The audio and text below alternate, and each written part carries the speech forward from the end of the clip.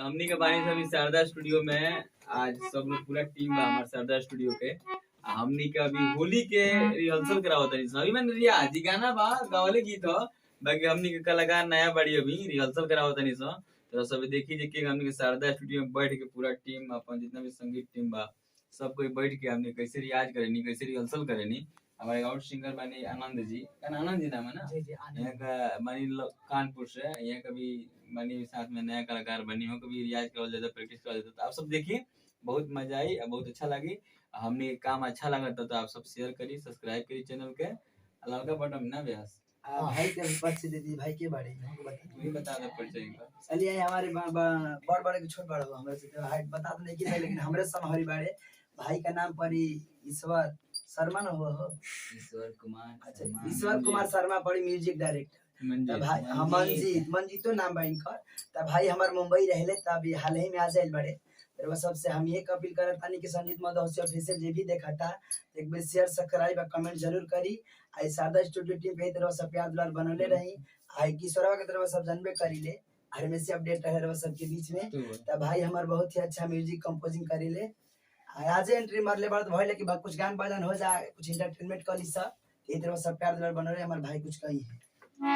सबसे पहले जे भी सुना था सब भोजपुरी भैया के यही से प्रणाम बा और लोग के आशीर्वाद ऐसे ही बनल रहे और संजीत मधोसी ऑफिशियल चैनल के रोलो सब्सक्राइब करी बेल आइकन के घंटी बजाई और ज्यादा से ज्यादा शेयर करी ज्यादा शेयर करी और भैया भी फिल्म उलिम करत है ठीक बा जे भी कलाकार वो सब करे के चाहत नहीं के और भैया के साथ काम करे बहुत जल्द रोज सबके बीच में जाता मूवी का नाम है रघुवंशी आई एगो बहुत बड़े गायिका बड़ी है देखिए हमने के कोशिश के सन भाई सुनाई है कुछ गए रिहर्सल के तौर पर और वो सब देखिए तो कैसे भी टीम के गाइए जी गाना जो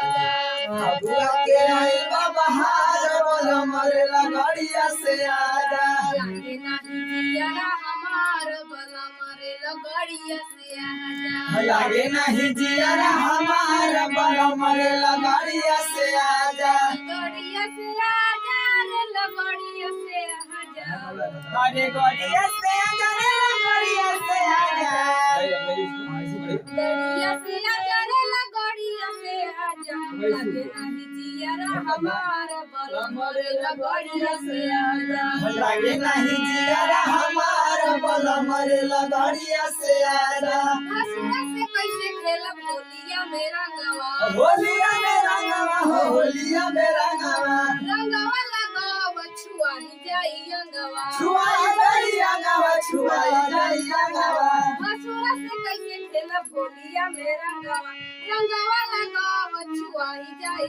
अंगवा हंसे सब भाई पटीदार बोलो मारे लगड़िया से आजा हंसे सब भाई पटीदार बोलो मारे लगड़िया से आजा लागे नहीं जियारा हमार बोलो मारे लगड़िया से आजा लागे नहीं जियारा हमार बोलो मारे लगड़िया से आजा देवारा से डर लागे लइके घूमे टोलिया घूमे टोलिया हो लेके घूमे टोलिया एने ओने कोम रंगे जादे रंगे चलिया जादे रंगे चलिया हो जादे रंगे चलिया देवारा से डर लागे लइके घूमे टोलिया एने ओने कोम रंगे जादे रंगे चलिया धीरे देला धोही के हसार बोला मारे लगड़िया से आजा मुझे लगड़ी के सार बोला मरे लगड़िया से आजा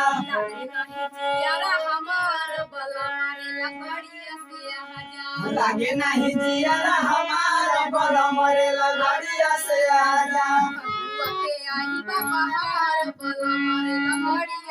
बबुआ के आई बहार बोला मरे लगड़िया से आजा लागे नहीं जियारा हमार बोला मारे लगड़िया से आजा लागे नहीं जियारा हमार बोला मरे लगड़िया से आजा। अब आप कुछ बोलिए पब्लिक से अपने श्रोता से कुछ बोलिए अपने बारे में जैसे भी अपना परिचय दीजिए मैं हूँ दिव्यांशी मौर्य भोजपुरी में बोली, भोजपुरी में बोली, प्रयास करिए कि हम बानी। हम बानी दिव्यांशी मौर्य, हम रहने वाली हैं सुकाट, तहसील मेजा, जिला इलाहाबाद।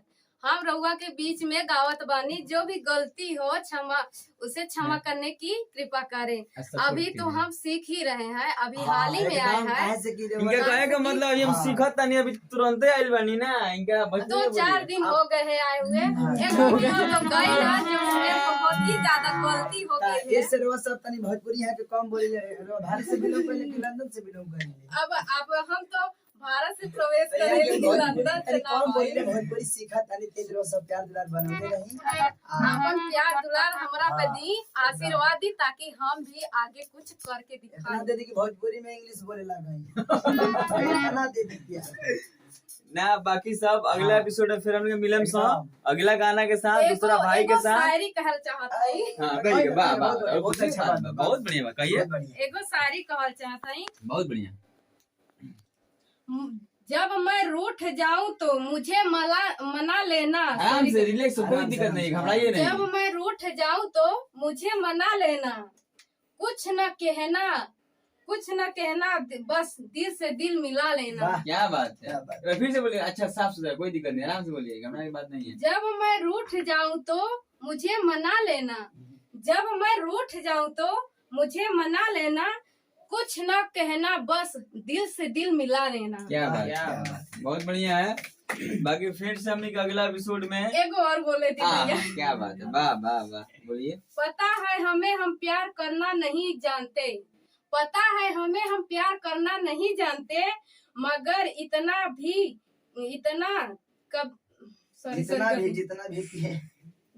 मगर पता है, मगर हम प्यार करना नहीं जानते, पता है हमें हम प्यार करना नहीं जानते, मगर जितना भी किए हैं सिर्फ तुमसे किए हैं। क्या बात है, बहुत बढ़िया। इनका प्रयास बहुत बढ़िया है, अच्छा बोल रहे हैं, प्रयास कर रहे हैं, बस आप देखे रहे हैं, प्रयास कोशिश कर रहे हैं। आप लोग का आशीर्वाद हो तो बहुत अच्छे बोलेंगे, बहुत अच्छे गाएंगे, ठीक है ना। हम सीख रहे हैं, बाकी आप लोग आशीर्वाद होगा तो बहुत अच्छे गाएंगे, बहुत अच्छी मैंने गायिका बनेंगी। और आप लोग आशीर्वाद दीजिएगा तो बाकी हम लोग मेहनत कर रहे हैं। अब बाकी सबसे ज्यादा इनको मेहनत करना पड़ेगा इस फील्ड के लिए। हम जितना हो सकेगा मैं उससे कोई ज्यादा मेहनत करूंगी, और जितना स्ट्रगल करना पड़ेगा हम अपने फैमिली के लिए, सब के लिए, यहाँ जो फैमिली है सब के लिए हम स्ट्रगल करके आगे चलेंगे। क्या बात है, थैंक यू, लव यू। फिर बाद में हम लोग मिलते हैं, नमस्कार, प्रणाम। I love you. यही तेरे प्यार बनौले रे, हमारे संसायन हो जाए। सबसे प्रणाम, आशीर्वाद जो भी देखत होई।